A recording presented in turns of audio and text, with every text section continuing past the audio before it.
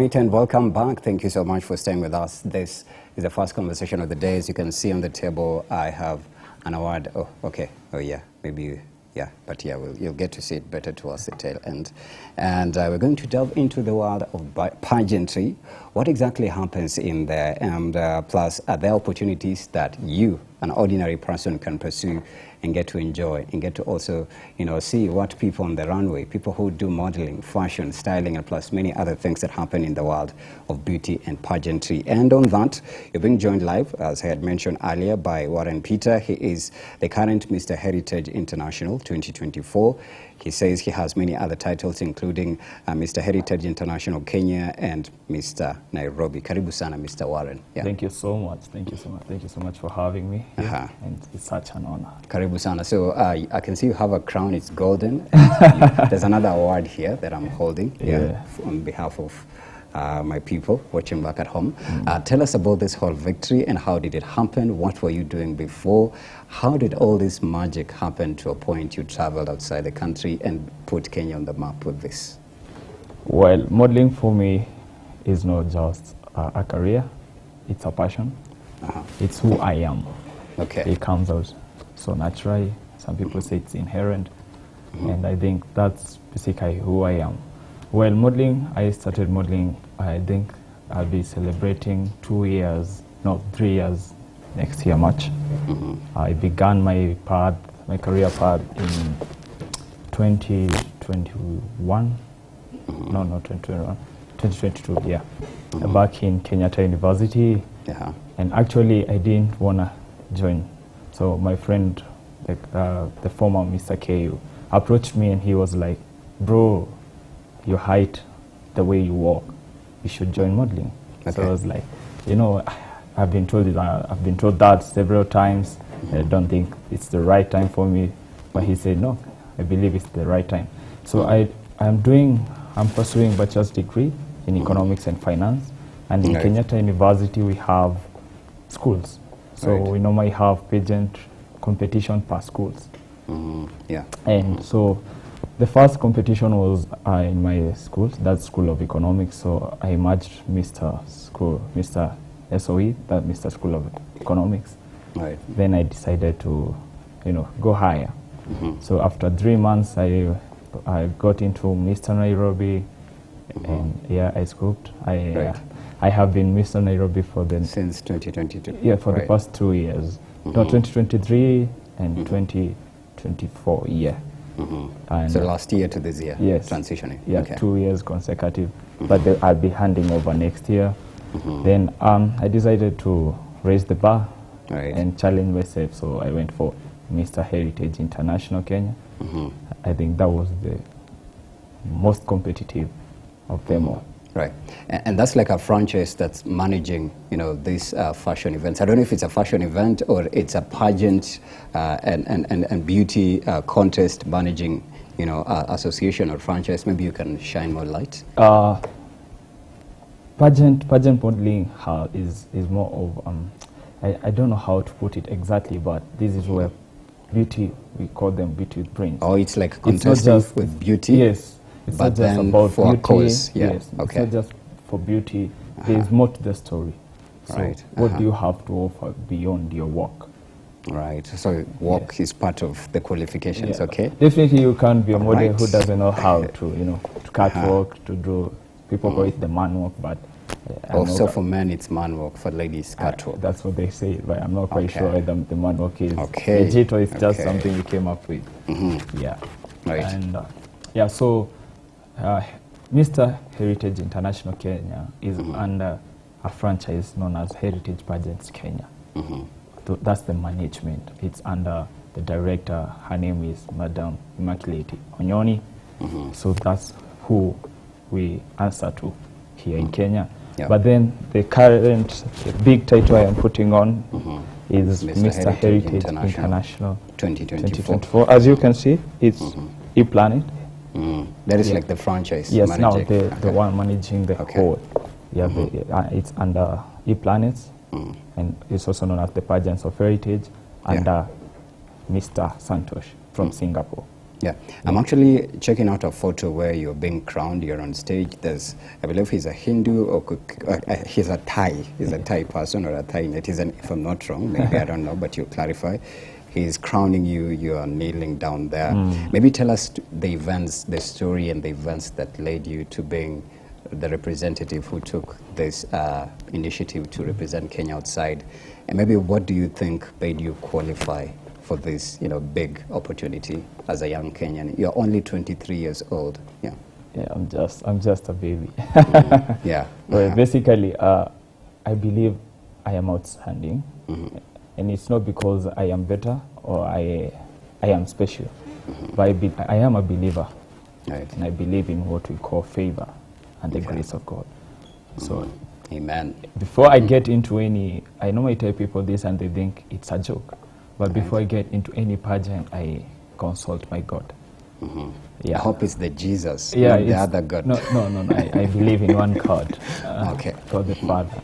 Right. And the Holy Spirit also guides me through all these things. And yeah, before I went to Thailand, there was so much contention. What were the events that were happening at the franchise? Was there like, say, a contest and a short list and then the final list and then you emerged top and then now you were chosen to represent Kenya?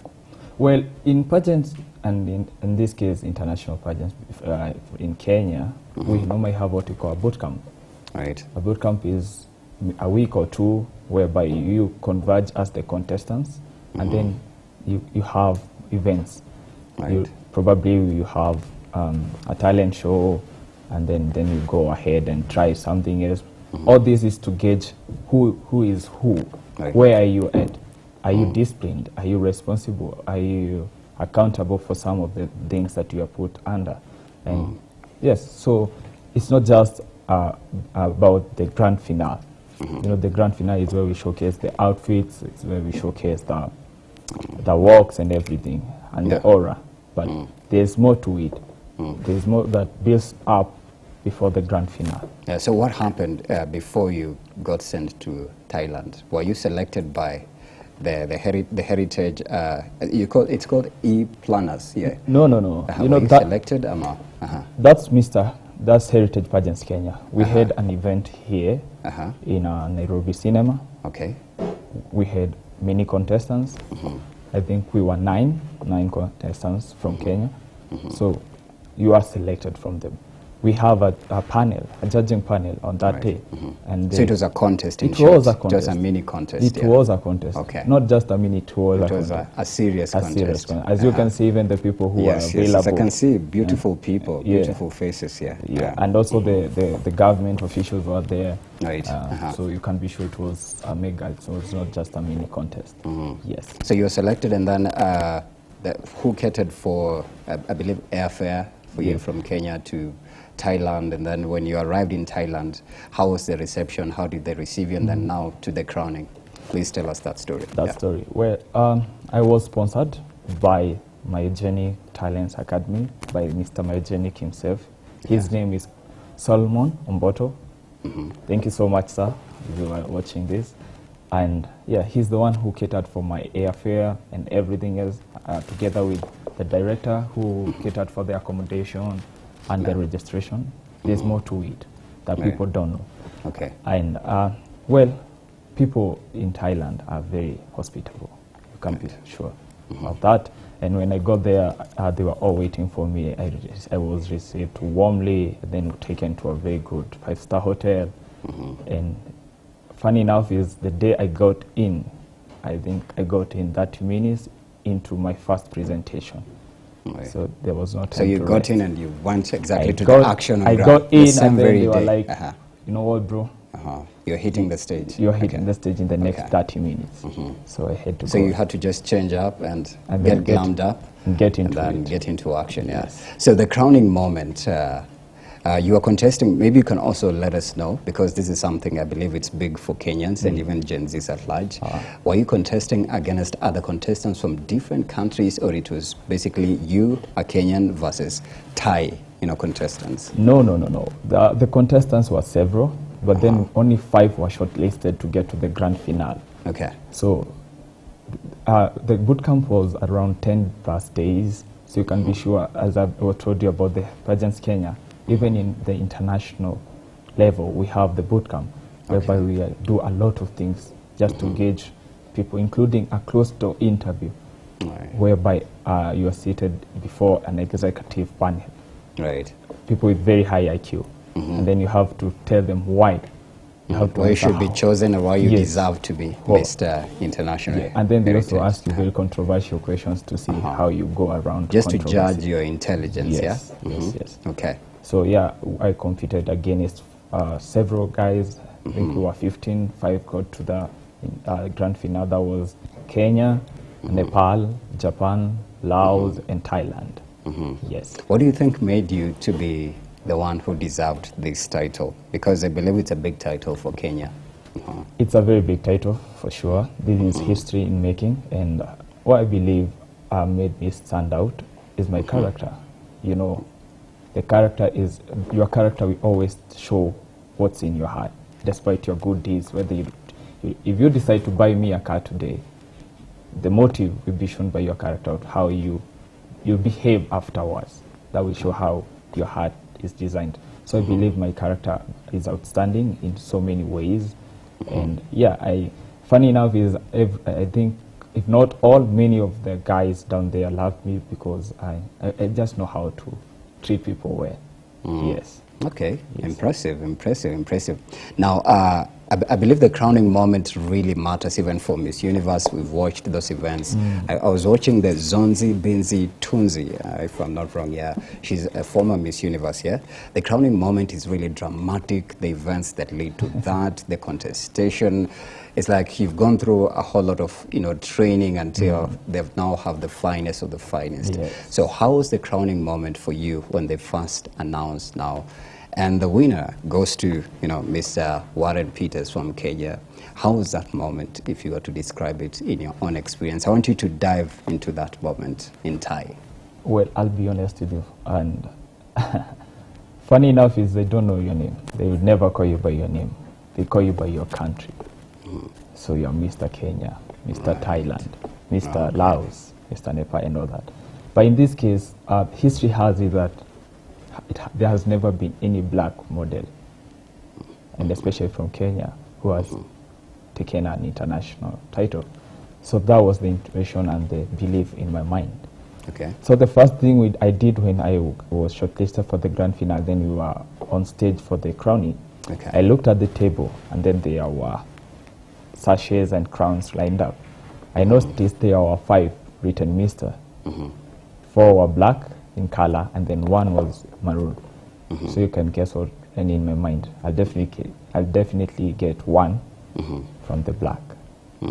Then they did the announcement. The first one was called, the second one was called, the third one was called, the fourth one. Then I was like, oops, I'm going home empty-handed. Because, that was the conclusion in my mind. And then they were like, and now, Mr. Heritage International 2024-2025, Kenya. I'm telling you for a fact, I didn't even move. How did it feel? I didn't even move. I was confused. And then they were like... Were you shivering and chills down your spine? spine? I'm telling you for a fact, I don't even remember how I was feeling. I had to be called for a second time for me. It's like your mind went blank.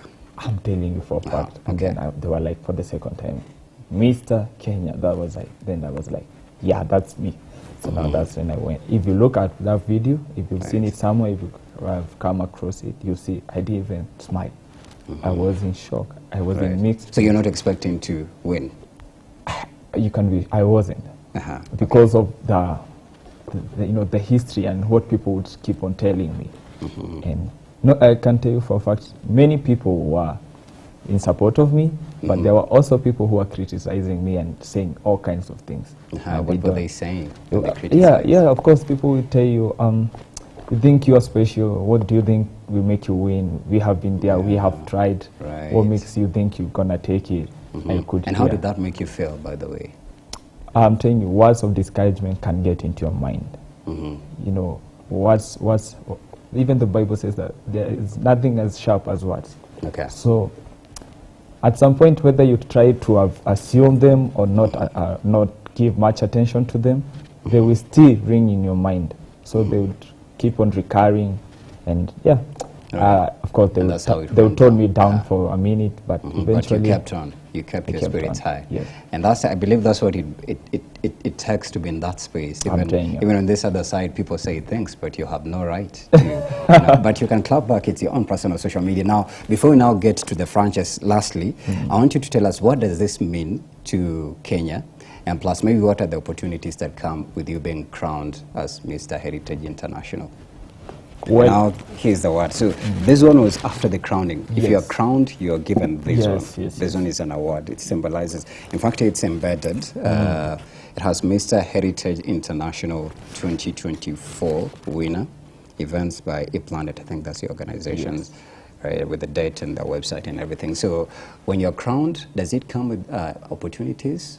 Yeah, definitely. With when you're in the business world, the first question is, what do you have to offer? Right. So when you have a title that is in line with so many other things, because heritage is about, we stand for tourism, we stand for agriculture, we stand for environment, we stand for culture and diversity, unity. And basically that's what we have all been fighting for in our day-to-day life. Where we want to have what we call a sense of belonging.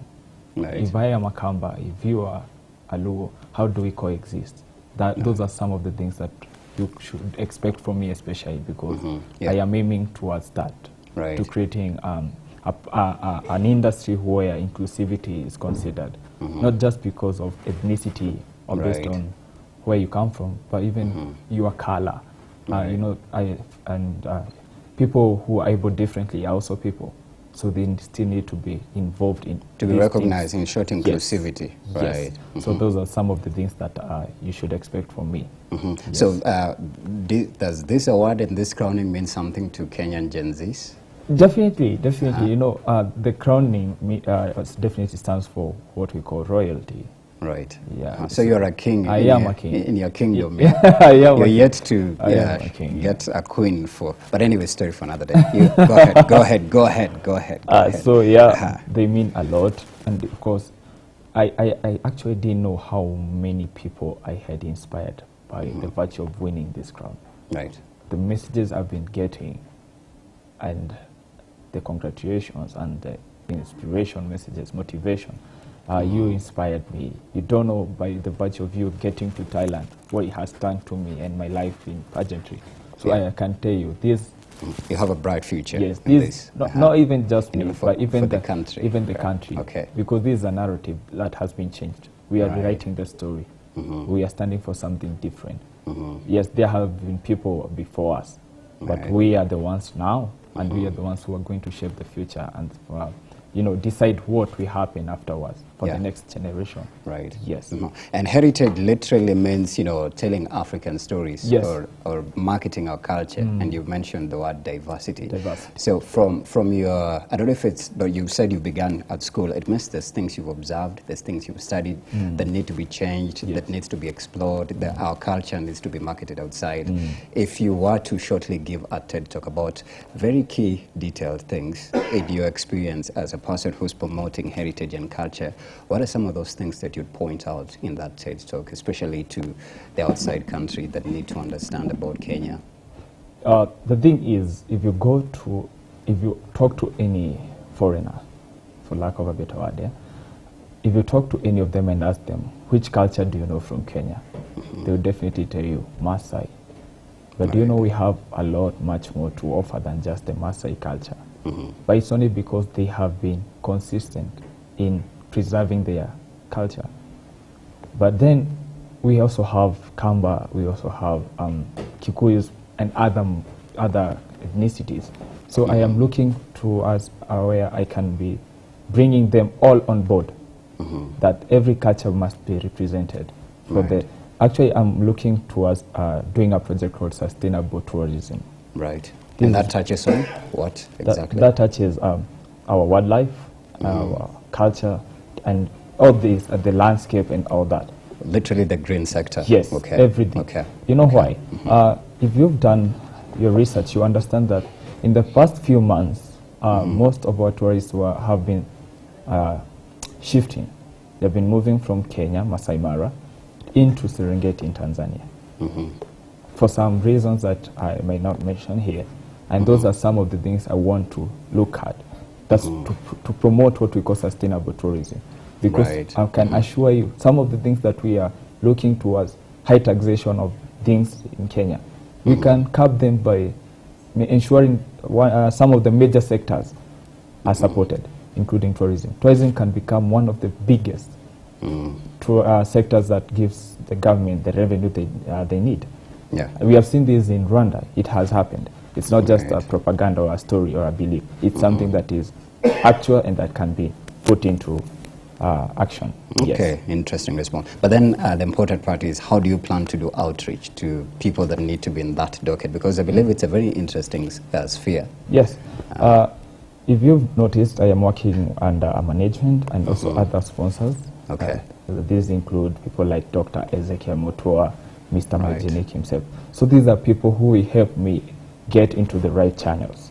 You know, sometimes you might have a dream, but how to work around it, execute it and bring it to life. But when you have people who back you up, then it becomes way much easier. And you're blessed. I don't know if you are lucky to have the backup. Yeah? And now this title, Yes.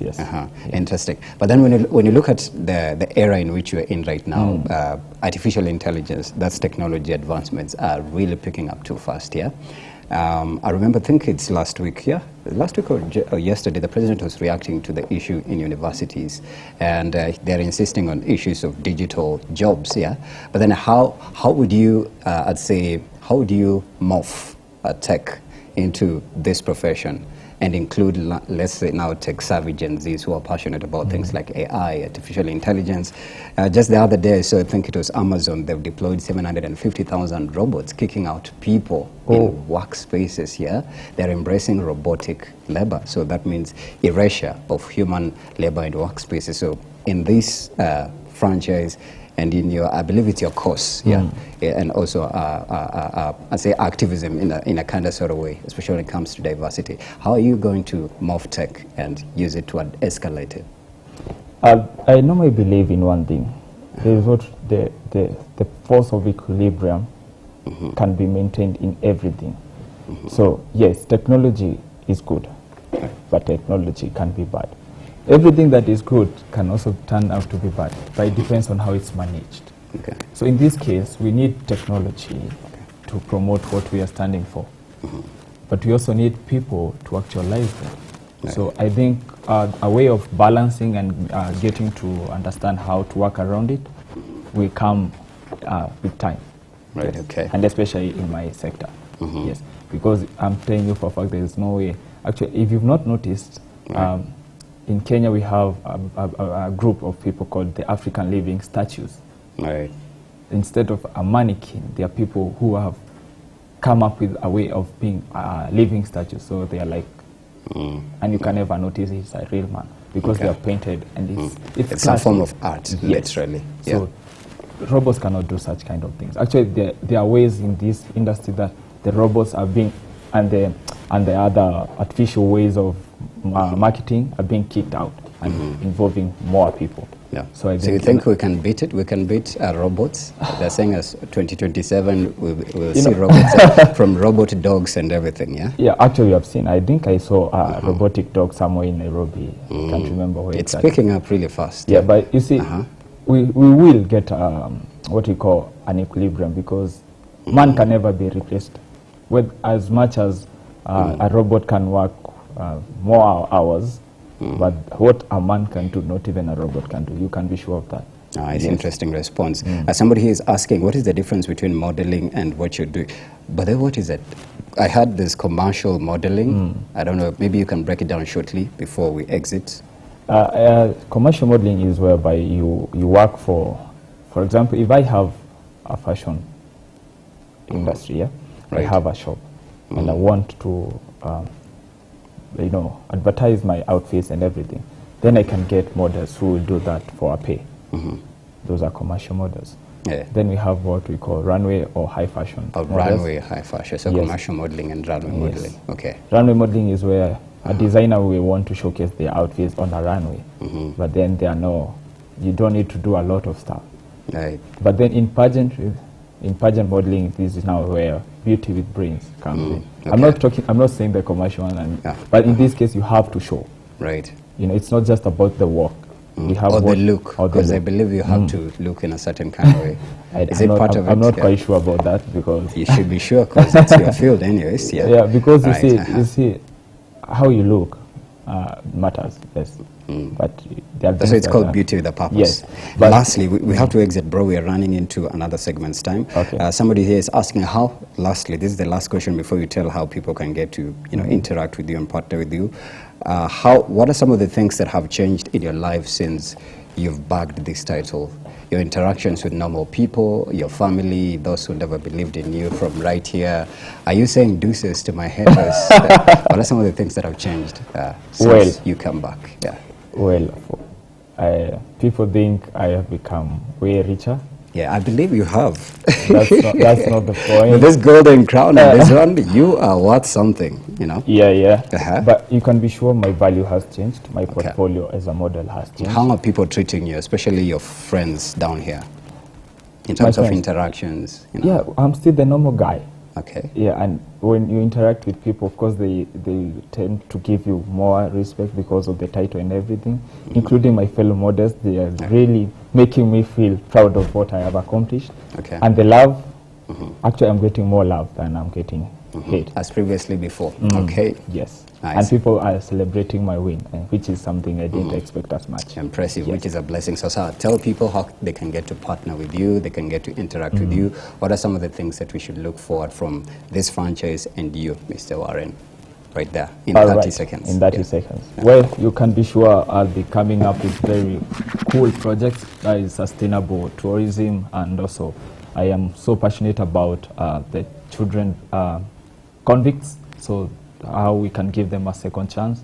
Above that, you can find us on social media, Heritage Pageants Kenya, Warren Petrius, that is in IG and Facebook, and then on TikTok, Heritage Pageants Kenya and Mr. Nairobi. Right. Yes. Okay. But an important one as we exit, we are just in the wake of GBV and femicide outburst in Kenya, and we are literally on 16 days of activism against it. It's ending on 10th of December.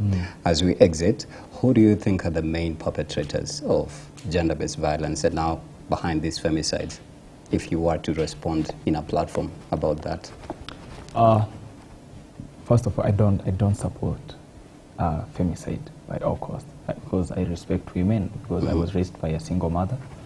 But then I believe the main perpetrators of femicide in this case are just men who are weak, because you cannot be killing a woman by any means or any other reason. I don't think there's enough reason for someone to, not just women, but even men. Killing has never been a reason, an option for any of us. This world is too big for us to be able to coexist. Yes. So, thank you for that response. We have been speaking to Warren Peter. He is Mr. Heritage International 2024, plus many other things you've done. We wish you all the best of luck in everything that you do, and we can't wait to see you at the top as you continue winning. It's all about winning, okay? Thank you so much. Good luck. So, Sarah, thank you so much. We're going to take a very short break. When we come back, a conversation similar to what we've just talked about, but we'll be delving into it further.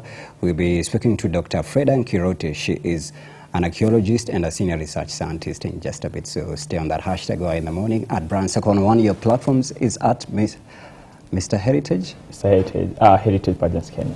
Right. Ensure that you follow him. So see you on the other side in just a bit.